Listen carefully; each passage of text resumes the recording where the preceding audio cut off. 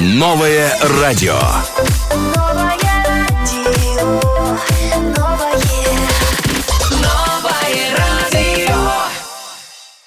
Всем еще раз добрый вечер, дорогие друзья. Это «Волна 95,5 FM», шоу «Девчат». В студии у нас Хубон, Ганджина, Фарида и Дильшо. Да, я бы хотела напомнить о том, что генеральным спонсором нашей программы является Ян Косметикс. Если вам нужны шампуни, бальзамы, маски хорошего качества, вы можете обратиться к ним. У них все просто прекрасно. Я сама тоже пользуюсь этими средствами. Но я напомню вам о том, что у нас в гостях Дидидо шеф, Дильшо Дашудиева, более известна как Дидидо шеф, или как я у себя в истории сегодня упомянула. Вкусные у вас очень макароны. Где же наши макароны, Дильшо, да? Дильшо, добро пожаловать к нам. Дильшо, добавь к нам макароны будет. Да. Ну, Дильшо меня уже утром предупредила о том, что... Ну, точнее, я слежу за ее историями, я знала, что у нее рука сломана, поэтому не бойтесь. Я не тиран, мы тут не тираны. Как у вас дела? Все нормально, все замечательно. Хорошо? Да, спасибо большое, что пригласили меня. Мне очень приятно находиться среди таких прекрасных девушек. О, спасибо большое. Нам очень приятно видеть вас здесь. Кстати, у нас Дидидо, она юный технолог пищевого производства, которая в свои немалые годы достигла довольно-таки больших успехов. Давайте вот начнем с этого Дидидо. Я знаю, что вы, наверное, устали рассказывать всем, почему вы Дидидо, почему именно вот эта сфера. Мы это все читали, мы это все знали. Если вам скажут, представьтесь, вот как бы вы себя охарактеризовали? Типа, я Дидидо, я... королева десерта. Когда мне Ганджина написала, что описать себя там в нескольких словах, я такая говорю, просто скинула ссылку. Юна мне отправила, говорит, вот здесь все написано. Валя Дильшода холатой бешаван киш, можно это унять силкара ройкне. Дарон холач, корот интервью. Когда меня спрашивают, и я говорю, что я человек из кухни, и я обожаю готовить, все мое время проходит на кухне, и сейчас это ощущается еще больше, что я привязана, то есть вся моя жизнь, весь смысл, образ жизни, это и есть кухня. Не просто кухня, для меня кухня это больше как наука. Вот, я ее так воспринимаю, потому что это очень интересная наука, если в нее углубиться, то все это с головой. И вот сейчас я уже больше 3 недель, наверное, не работаю, и просто... Сочувствую. Это ломки. Сложно, да? Да, очень. Шмоха маги се хафта шудар кухни несет, вали ман часто лахубот. Никогда ты просто мимо проходишь, мимо кухни, наверное. Во сколько лет вы начали печь? Когда вы поняли, что вот это прям ваше? 6, да? Сейчас скажешь, Дидидо. Нет, это было раньше, потому что у меня мама... Ну, у меня в семье все замечательно готовят. Мама, наверное, всегда была вот тем самым вдохновителем, потому что она сажала нас рядом и готовила, и ты видел, как шинкуется лук, как это все жарится, потом добавляются специи, потом еще что-то. Естественно, когда ты видишь, когда с любовью вкусно готовят, и ты ждешь, и когда ты заходишь, там, не знаю, после садика, после школы, и у тебя в маленьком дворике пахнет вкусное песочное тесто, ну, тут просто невозможно не влюбиться. И просто все. Я захотела покушать, девушка. Только у меня так. Не-не-не, я просто захотела покушать. Как и всегда, Хубон. Да, я и люблю покушать, я люблю вкусно покушать, Дидидо, поэтому все любим ваши десерты. Кстати, вот насчет десертов мы сказали. Все говорят, что Дидидо, вот королева макаронов, она вот постоянно печет, постоянно экспериментирует с этим. У вас есть вот что-то из десертов, ну, если помимо макарон, вот что вы сказали, вот это я люблю? У меня есть кот. Нет, его я назвала в честь другого десерта, его зовут Эклер. Вот, я просто обожаю эклеры, я могу их, наверное, кушать. Да. Это, наверное, страшно говорить такие вещи, да, про кота, но я хочу съесть эклера.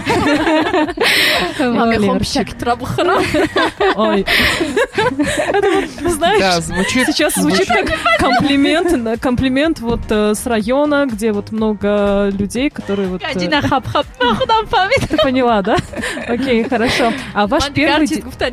Ну, ты сказала уже то, что ты сказала. Все уже услышали, слушатели тоже услышали. Вырубаем микрофон Фариде.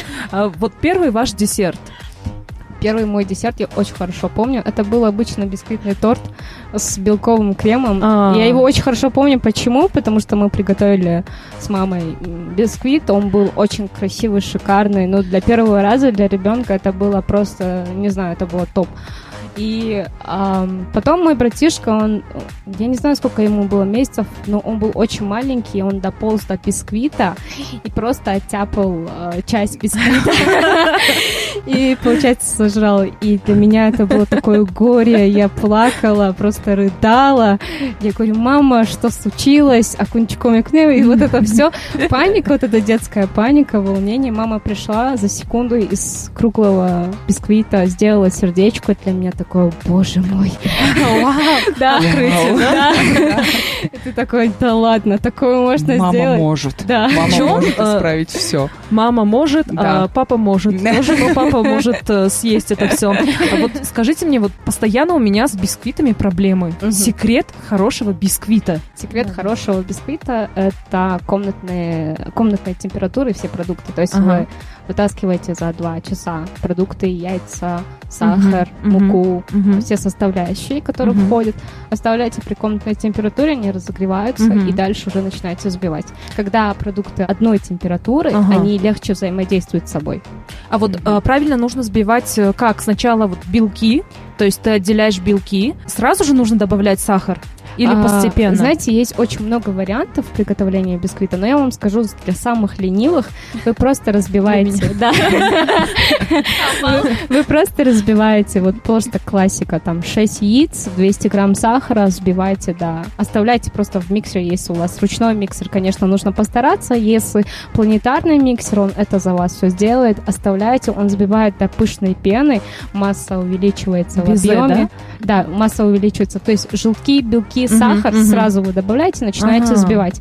Сначала на малых оборотах, потом уже скорость прибавляйте, потом уже добавляете, там, например, масло можно добавить уже муку, все перемешиваем, отправляем в разогретую духовку, у вас идеальный шифоновый бисквит, который не осядет, ничего не произойдет. Это самый простой и для ленивых. Это вот как в Инстаграме, сохраню, чтобы не приготовить. Не, прошло всего лишь 8 минут, а столько лайфхаков у нас от Дидидо, кстати, да? На самом деле, любите свое дело. Келин? Ой, Келин! Лаббай бувидён. Ужин кай тайёр мешад, а? Ним соат пас мебиёрад. Чи? Ой, тайёр мешад, бувидён, тайёр мешад. Келинчак. Рубрика для тех, кому скоро замуж. Супер, супер, келинчак.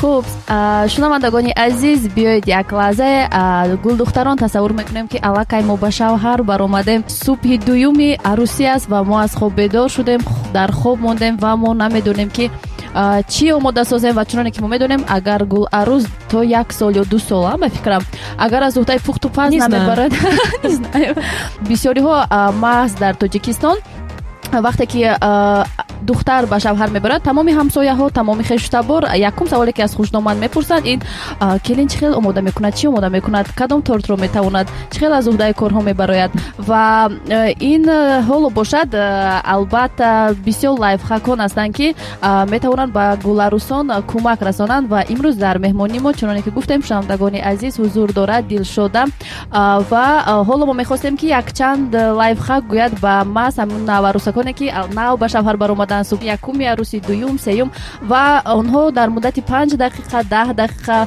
ё шояд ним соат оё имкон доранд ки ягон чиз зуд омода созанд ки дили хушдомандро ба даст доранд ва аз шавҳар ягон чиз нашунаванд. Могу такой лайфхак посоветовать. Делать заморозки. Это будет всегда вас спасать. То есть мы можем сделать сырники, заморозить, можем сделать вареники, сделать все, заморозить. То есть это всегда спасает, потому что мы заранее сделали, там, например, на несколько недель вперед, потому что такие продукты хранятся больше 30 дней. Это вот на заметку. То есть мы сделали, поставили дату, и мы можем это использовать в течение месяца. Утром проснулись, нам не нужно париться, нам не нужно бегать, нам не нужно все искать, чтобы все... Ну, естественно, когда ты еще делаешь в торопях, очень много посуды, очень много грязи, а ты так проснулся, вытащил из морозильника там либо сырники, либо вареники, бросил в кипяток, либо обжарил, и все, у тебя завтрак готов, прекрасный, нарезали сыры, колбаски. Я думаю, что дизидо это прям любимая келинка будет. Да, действительно, я уверена, что к дизидо стоит очередь, потому что все у нас любят вкусно покушать, а девушки, которые вкусно готовят. Если честно, я вот прям правду сейчас скажу. Я очень люблю, работать, готовить. Я люблю это делать на работе. Я люблю приходить домой и просто покушать, чтобы мне приготовили. Потому что, когда ты целый день стоишь, работаешь, готовишь, мне не хочется обратно возвращаться на кухню, когда ты идешь домой. Это ужасно.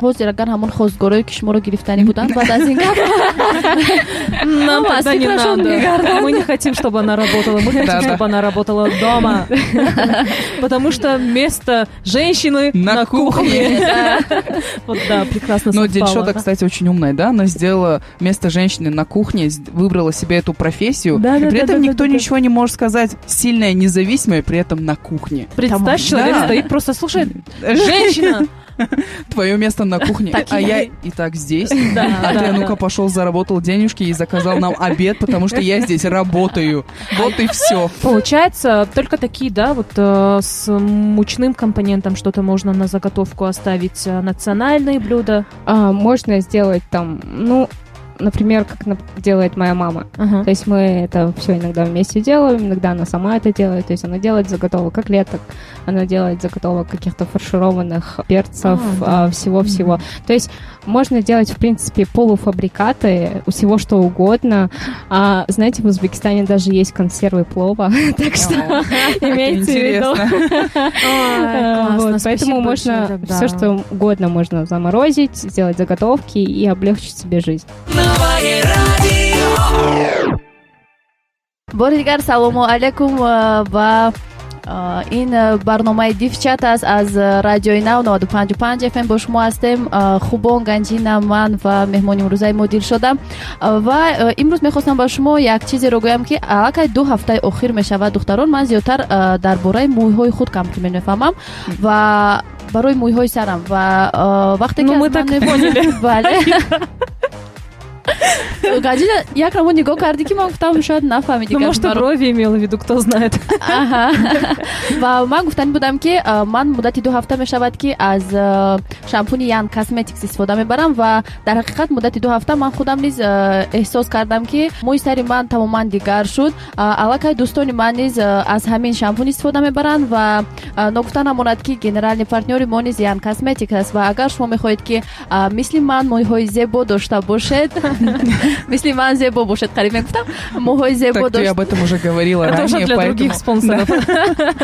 агар мехоҳед ки мисли ман мӯйҳои зебо дошта бошед ва шумо низ метавонед аз Instagram Young Cosmetics страничка доранд, аккаунти худро онҳо хеле хуб пеш мебаранд ва метавонед аз онҳо заказ карда шумо низ аз ин шампун истифода баред ва ман боварӣ дорам ки пушаймон намешавед. Это точно. Да, так и есть, потому что все мы пользуемся. Синхронизация мысли. Я уже у тебя в голове. Так и есть, потому что мы пользуемся, девочки, скоро и Дильшода начнет пользоваться после такой нативной рекламы. И в целом мы все любим Young Cosmetics. И при этом, дорогие наши слушатели, напоминаем, что у нас в гостях очаровательная Дильшода. В Инстаграме вы ее можете найти под ником Дидидо Шеф. У нас вопросы, очень много вопросов, которые мы не успели задать, потому что мы все девочки взрослые, мы хотели узнать больше лайфхаков у Дидидо, потому что, чтобы удивить, да, наших будущих мужей, хотела сказать. Я на секундочку вспомнила, что я не Джей Ло. Так, смотрите, Дидидо, первый вопрос. В чем заключается специфика работы технологов пищевого производства? Это разработка новых продуктов, разработка новых аппаратов пищевых производств. То есть инженер пищевого производства делится на 2 типа. Есть общее направление, как у медиков, и есть уже подразделенное. То есть есть инженеры пищевых аппаратов, которые производят именно же эти самые миксеры. То есть это те самые инженеры, которые облегчают нам жизнь. И также есть инженеры, которые больше связаны с пищевым производством. То есть мы разрабатываем новые продукты. Это имеется в виду, какие это продукты, от натуральности до более химических. То есть это тоже определенные подразделения. И каждый технолог выбирает сам себе путь. То есть он идет по натуральному пути или же более синтетическому пути. Естественно, это госстандарты, это маркировки, это разработка новых каких-то технологий, инноваций. Ну, это всегда что-то новое. И это уже распространяется потом в массы, и это тестируется, и после уже впускается. То есть, как это объясню на примере обычных, там, скажем, макарон. То есть мы тестим, мы разрабатываем какие-то новые ароматизаторы, придумываем свои натуральные. Потом мы это тестим, смотрим, как реагирует человек, есть ли аллергия, нет ли аллергии. После всех этих уже тестов мы используем уже, там, например, в креме, пробуем, нормально ли, не сильно ли он, так скажем, нет ли горечи. То есть очень много нюансов. Да, очень. То есть, чтобы впустить один хоть продукт, нужно сделать очень много тестов. И вот вся работа технолога заключается именно в этом. Отлично. А насколько мне известно, вы раньше проводили мастер-классы. Почему сейчас этого не делаете? Потому что очень много и часто вам эти вопросы задают. Да. Когда будет мастер-класс, принимаете ли вы в ученицы? Вы говорите нет. Почему? Я, наверное, более 4 лет, наверное, преподавала, и это было очень много людей.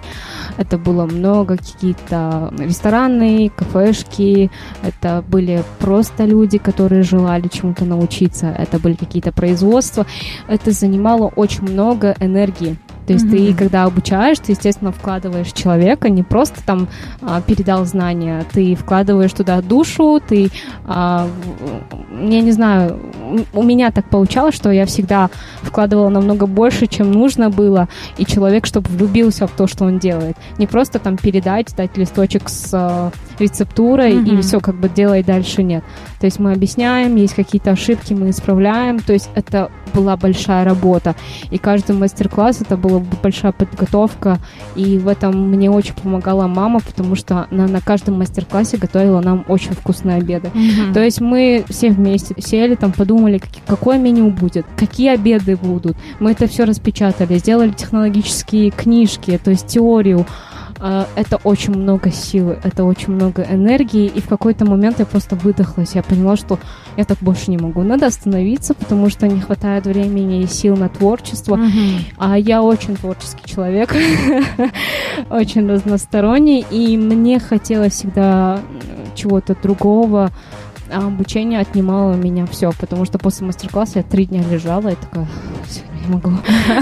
А как же вариант онлайн? Не хотите? Нет, это то же самое. Это то же самое, потому что ты делаешь, хоть да, онлайн намного проще, что ты один раз отснял, но нужно отснять так, чтобы человеку было понятно, доступно. Это такая же работа, И чтобы тебе снять один рецепт, тебе нужно отснять там бисквит, начинку, крем, декор. Это занимает много времени. Это, конечно, съемочная группа. Это большие денежные, то есть денежный вклад тоже, потому что тебе нужно заплатить ребятам, которые все это снимают. Естественно, это очень много возни, и опять ты сталкиваешься с людьми вот прям вот так вот лицом к лицу, и опять отдаешь всю свою энергию. Кстати, вы в курсе того, что на SMM-курсах мне сказали, что в качестве примера вот показывают вашу страницу. Серьезно? Да. Кто работает как продвижение личного бренда. Да, мы часто, кстати, правильно отметила Ганджина, потому что я помню, я один раз задавала девочкам вопрос именно в этом плане, что вот продвижение личного бренда, знаете ли вы людей, которые продвигают себя как личный бренд? И меня это порадовало, когда начали, говорить, изначально шли в основном инфлюенсеры, мы такие, не, вы не туда, личный блог это что, чуть другое, и девочки такие, Дидидо, Нафиса Имранова, и мы такие, да, так и есть. И действительно, у вас страница очень красивая. И плюс, что мне больше еще эстетичная, да, прям вкусно видно. И при этом мне очень нравится, как Дидито сопровождает это еще и вкусным текстом. Да. Таким грамотным подходом. Вот поэтому мы хотим узнать, действительно пишет вам кто-то, помогает, или вы сами такая? Это не сразу получилось, потому что я могу сказать, что моя работа, она мне развила меня во многих отраслях. Я научила фотографировать еду, я научила научилась писать. Я научилась все это предоставлять так, чтобы человек захотел это чтобы купить. это было вкусно прям, да? Это просто ты читаешь, и ты такой, блин, я хочу попробовать, это так вкусно описано. То есть я писала это больше для себя, такая думаю, мне нужно написать так, чтобы мне нужно продать продукт. То есть ты уже включаешься, совсем уже другая сфера. Это включается, то есть Маркетолог, таргетолог. Да, это все вместе включается, и я могу сказать, что моя работа, она просто развивала меня с каждым годом все больше и больше в различных отраслях, потому что также это бухгалтерия, ты должен все это правильно рассчитать, чтобы тебе там хватило на то, на это, на другое, и, естественно, ты должен еще от этого заработать, потому что какая бы работа ни была, любимая, нелюбимая, если ты не зарабатываешь, ты не развиваешься, и плюс это не приносит тебе удовольствия, потому что как-никак мы, люди, живем, у нас есть свои потребности, свои желания, и это, естественно, опять же деньги. То есть мы возвращаемся всегда к этому. Я всегда говорю ребятам, которые только начинают, ребят, делайте так, не надо начинать там, не знаю, с самых низких цен. Не надо так делать, это большая ошибка. Вам будет сложно потом ставить наценки, потому что люди будут возмущаться. Вам нужно сразу уже ставить цены рынка, чтобы вы могли зарабатывать, вы могли покупать себе там, например, оборудование. И это нужно правильно преподносить всегда. И насчет странички, наверное, очень далеко ушла. Мы крутимся вокруг ценообразования. Это моя любимая тема, кстати. Мне всегда интересно, почему вот такие цены всегда же задают, наверное, в большинстве случаев, когда ты заказываешь, в целом мы знаем Дидидо, мы считаем, что цены, они оправданы, а многие же как относятся? А что это так дорого за вот такой малюсенький десерт? Эх, друзья, знайте себе цену. Кстати, есть какие-нибудь заведения, в которых вы готовите десерты, чтобы люди пошли такие, я хочу вот этот десерт, потому что ее готовит Дидидо? Раньше я работала, сотрудничала с определенными заведениями, но уже сейчас я так не работаю. Но единственное, наверное, еще в каких-то заведениях сохранились рецептуры моих десертов. То есть, как я работала, то есть я составляла отдельное меню для заведения, то есть это было индивидуальное меню, то есть я составляю это меню для этого заведения. Если я иду в другое заведение, то я это меню не использую для этого. То есть это каждый раз был индивидуальный подход к каждому. Это тоже обучение входило. И в каких-то заведениях, наверное, еще остались десерты, рецептуры, но я уже не знаю, в каких. Они без авторских прав, получается? Нет, мы как работали. То есть я им составляла меню, то есть сладкое, разрабатывали какие-то десерты. Это все исходило от того, какое это заведение, ресторан, кафе. Ценообразование. Да, то есть это не только ценообразование, это еще и формат подачи. Это совсем другой формат подачи, другой десерт. То есть от самого простого и сложного. Это, естественно, куда мы заходим, то есть если мы заходим в кафе, это какой-нибудь попроще десерт, который подают вам без подачи. Если мы заходим в какой-нибудь хороший ресторан, естественно, у этого ресторана обязательно должна быть подача. Если нет, то это большой минус. А есть, например, у вас цель какая-нибудь? Не какая-нибудь, а цель в целом. Открыть какое-нибудь заведение. Если честно, я уже, наверное, пережила этот момент, потому что я очень много работала в этой сфере с ребятами, не только в заведениях, каких-то больших предприятиях, и я уже, наверное, просто переросла вот эту свою мечту, потому что у меня всегда была мечта. Я так хочу заведение, я хочу там, например, там ресторан, кафе или что-то такое. А потом, когда ты работаешь в этой сфере, видишь какие-то моменты, и ты понимаешь, что ты хочешь работать в другом направлении. Но в этой сфере, но в другом направлении. И поэтому я, наверное, уже просто переросла эту мечту. Не гукнед, бисёри одамоне ки ба слишкай муи сармашғулана, мисол онҳо ба худ шогирд мегиранд ё ки ягон савол мекушанд ва дигар шахсон наминро мекунанд. Шумо намехост ягон бор фикр накардед ки шояд ягон шогирд мегиред, онҳоро омода мекунед ва шумо худатон кори худатонро идома медиҳеду, шогирдони шумо шояд ҳамон заведени шуморо пеш мебаранд ва ё бо дигар ресторанҳо ҳамкорӣ мекунанд. Ну, знаете, тут всегда работает что? Если ты не стоишь во главе, у тебя работа не идет. На кухне всегда так, потому что у нас просто, как бы это грубо не звучало, но у наших людей, у наших таджиков есть определенная лень. Это вот человеческий фактор, который вот он так прирос к нам, и иногда бывает людям просто лень сбросить лишний грамм с весов, потому что, ой, да ладно, что произойдет? А это много что произойдет. Химия пойдет по-другому. Понимаете? И когда ты уже не там, естественно, люди начинают халтурить. и ты не можешь за всеми уследить. А я хочу всегда преподносить очень качественный продукт. Сейчас, если честно, у нас осталось только 2. Я и еще 1 человек. Нас было чуть побольше, но нас осталось вот такое вот количество. Самые те, которые следят за нюансами, такие все. Мне не лень. А таких очень мало. Это должно быть не на глаз. Да. По рецепту. Желающих очень много присоединиться к нам. Но дело в том, что иногда бывает как, люди хотят просто прийти, научиться и уйти. Мне такие люди абсолютно не нужны. Если вы на время, если вы ищете работу на время, вы мне не нужны. То есть я это вот сразу говорю, да, возможно, это прозвучит грубо, но это по факту. Если вы пришли просто обучиться для себя, для дома, я не буду этим заниматься, нет. Просто категорически нет.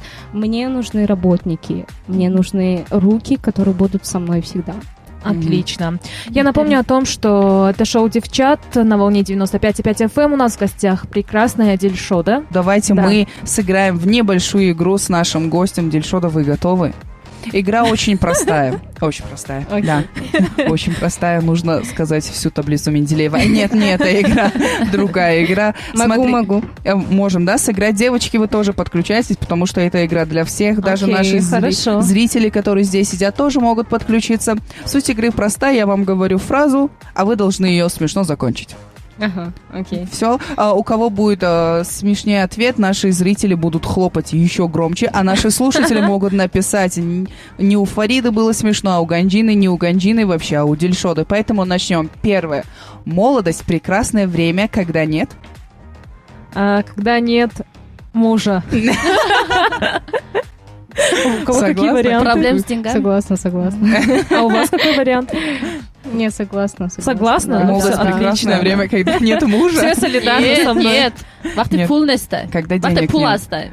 Молодость — прекрасное время, когда есть деньги или нет денег. Когда есть деньги. Конечно, есть. У молодых есть деньги вообще? Ладно. Нет, вообще нет. Мне в душе 65, если честно. Смотрите, другой, еще один я прочту для вас. Одиночество — это когда есть имейл, Имейл, что? Одиночество — это когда есть имейл. То есть одиночество, когда есть имейл. Поэтому покупайте макароны у Дидо шефа. Ну, можно было сказать, а письмо присылает только сервер рассылки. Смотри. Ты же говорила, будет легко. Ну, это просто один из вариантов. И еще один. Когда мы нарушаем закон, нас штрафуют. Когда мы поступаем правильно? Тоже штрафуют. Нет, когда в голове просто пустота, перекати поле. Думаешь, что происходит? Смотрите, давайте закончим фразу. Может быть, у вас есть, дорогие наши зрители, которые здесь сидят, когда мы нарушаем закон, нас штрафуют, когда поступаем правильно? Нас игнорируют. Хайом, стендап-комик, человек, который выступал на ТНТ. Есть варианты? Еще раз. Когда мы нарушаем закон, нас штрафуют, а когда мы поступаем правильно? Правильно. То это правильно. Ну, у Фариды был ответ, что нас все равно штрафуют. А я скажу по-другому. Когда мы поступаем правильно, с нас требуют налоги. Тонко. Для того, чтобы поставить детей на ноги, надо... Сойти с ума, это точно. Надо... Бедные наши родители, да? Да. Надо встать с той ноги. Для того, чтобы поставить детей на ноги, надо иметь детей, да? Мне такие, можно вашего ребенка чужого? Я хочу поставить его на ноги. Няночка мундан даркур, худо трафта коркадан даркур. Для того, чтобы поставить детей на ноги... Нужно иметь железные яйца. Да. И нужно их правильно сбивать. Да. Комнатной температуры. Ой, друзья, спасибо, Хубон. Не за что. Тебе спасибо. На самом деле у нас каждый раз новые игры благодаря Хубон. Спасибо тебе большое. Обращайтесь, я веду мероприятие, корпоративы, интересные игры. Хубон. Процент метива на хорошо. Процент метива, Ганджина да мама. Обязательно, Ганджине я плачу 10. Вы нас не настолько профессиональны. Окей, Это вы узнали, хорошо. что 15. Спасибо вам большое, друзья, наши радиослушатели, наши гости, которые сегодня посетили наш эфир. У нас в гостях была Дильшода, прекрасная Диди Душев. Спасибо вам за лайфхаки, за секретики. За Вот. приятное общение. Спасибо вам большое. Да. Может быть, скажете пару слов нашим слушателям? Наверное, во-первых, скажу спасибо вам большое за чудесное настроение за эти 3 недели. Вам спасибо за то, что вы вне пришли. кухни. Вот, что могу пожелать, наверное, людям, которые хотят на кухню, мечтают о кухне и идут в этой сфере, то пробуйте всегда. Даже И если не бойтесь. получается. Даже Это если не точно. получается. Всем пока, друзья, это был шоу Спасибо «Девчат». большое. Пока. На новом радио. Песни в исполнении самых красивых женщин. Новое радио.